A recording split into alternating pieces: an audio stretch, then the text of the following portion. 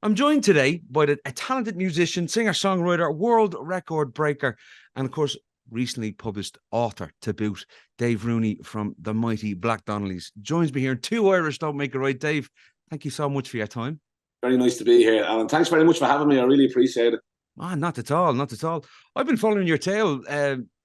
Obviously, An Irish Story. This Is My Home, the movie that's streaming now on Netflix. Or yeah, it's everywhere. It's everywhere. It's anywhere from Peacock, Apple TV, Roku, Netflix if you live in Europe. It's Amazon Prime here in the States. It's pretty much everywhere. You'll find it easily. An Irish Story. This Is My Home. I suppose there's many places we could start with you, but I think we'll take it to the most recent. Journey Through Anxiety, a Troubadour's Tale. Maybe we'll start with the inspiration for the book. Simply because I suffered anxiety for about 30 years in my early teens, right up until I was about 45, till I actually finally got a handle on it. Unfortunately, back in the 80s, there wasn't a whole lot available to you back then, and everything was kind of dealt with either, a pill or, I think they were using Valium and Roach 5s and all that kind of stuff back then just to quell it down because they didn't understand it, simply because they didn't understand it. What were you doing in Paris and what were you getting up to there? I moved to Paris 6 years ago from LA. Music has kind of been the reason why I've moved in different places.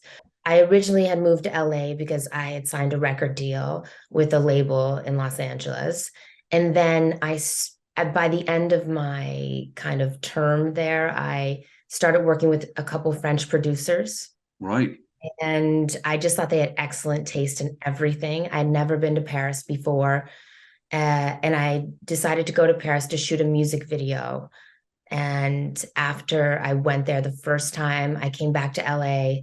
I packed my bags, I sold my car, and I moved to Paris. I didn't know anyone. I couldn't really speak French, but I just had a feeling that it was where I was supposed to be. Just as a creative, you really have to go where you feel like you can grow the most. In that instance, do you see Paris as your new home? I am a citizen of the world, I suppose. I love Paris.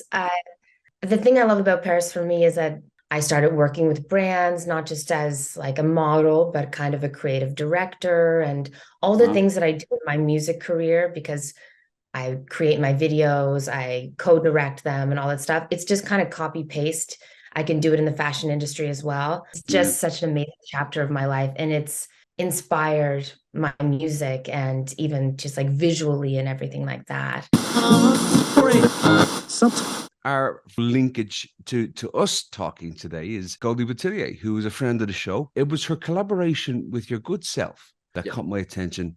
Tell me, how did that collaboration come to fruition?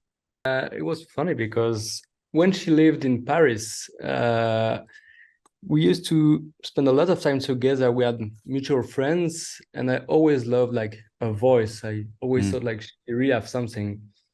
And then I introduced her, like a friend of mine who's a guitarist, who produced a lot of tracks for her. And I'm like, we definitely need to do something together because there is something which works.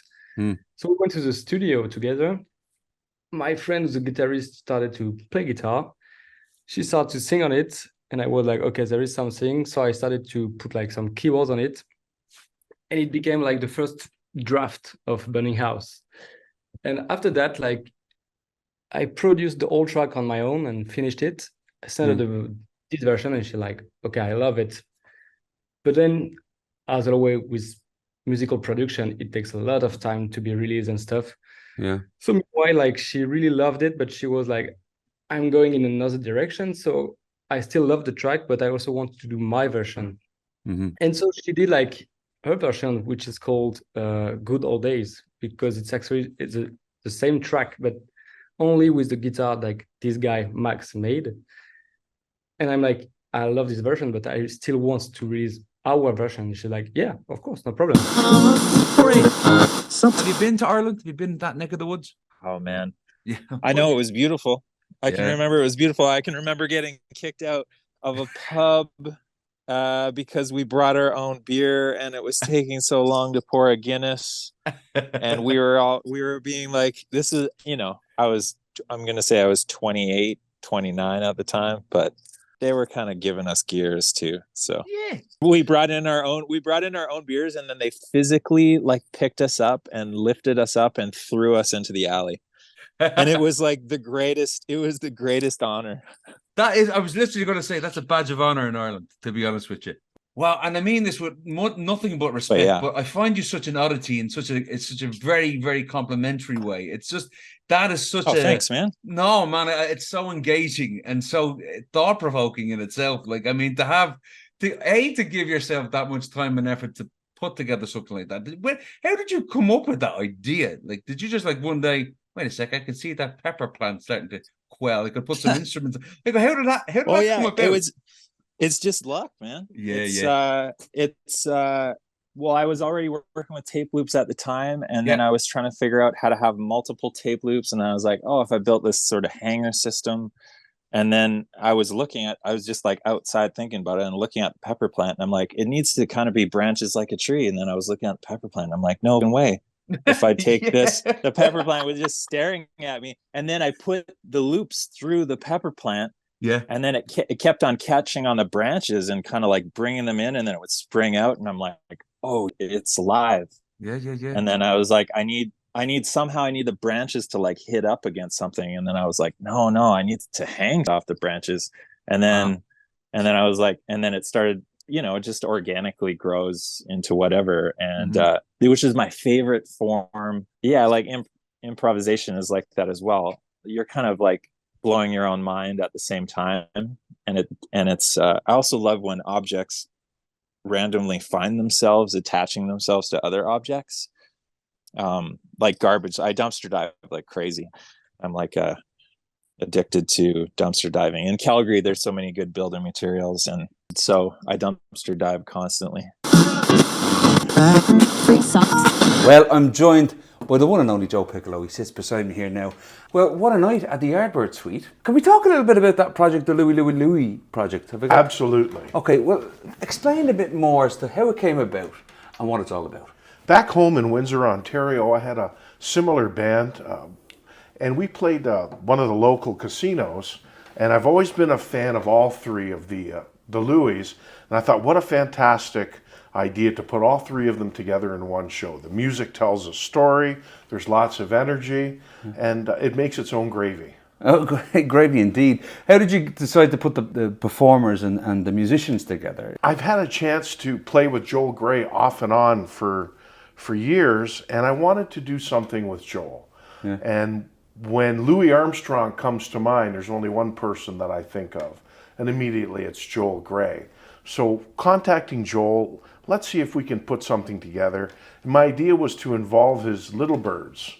Perhaps some of these people may not have done a lot of live gigs, or maybe it's some of the Little Birds alumni that have gotten away from playing music, and this would be a good vehicle to bring them back into performing again. So all the puzzle pieces just seemed to fit together so well. So I engaged Joel, we came up with a game plan, and away we went. To those who are not aware, what are the Little Birds? The Little Birds are a group of high school students that are the quintessential band geeks. They love music, they love to rehearse, they've got a talent and a drive to perform, so they gather at the Yardbird Suite, and under the tutelage of Joel, they hone their craft. And they get that invaluable experience of playing in a setting, playing in a section. How often did you rehearse for this show in particular? We went into the recording studio at Dan Lynn's and recorded the second day. We went in the first day, ran through each of the tunes a couple times, worked through some bugs, and the next day we recorded. We shot a music video as well, and then we had one more quick get-together right before the Yardbird gig, and it came together beautifully. So we're talking consummate professionalism here, right? Absolutely. Wow, okay. It sounds like, as well as obviously being a consummate professional yourself, you like to give back to the community. Yeah, most definitely being active in the community, but meeting the next crop of up-and-coming musicians seemed to be very important to me. Because I want to know who's coming up. I want to meet these people, get to know them, and introduce them to blues music and introduce them to perhaps something they may not have gotten along the way. And of course, I'm joined by the Edmonton Folk Festival producer, Terry Wickham, who has his own memories of Bill Bourne. Anything that sticks out in your mind about the man? You know, Bill was underappreciated. He was a big talent. And I never really felt he got his due. I mean, he won Junos, he was nominated, he was in a lot of bands, you know, played a lot of shows, but I just think his career could have gone higher, I would have hoped. But, you know, lovely man, great leader in the community for singer-songwriters. You know, they did the Christmas Carol, you know, he was a big part of that, but he was also a big part of the local scene and helping younger singer-songwriters and holding open nights, and he was a fixture at the Folk Festival for a lot of years.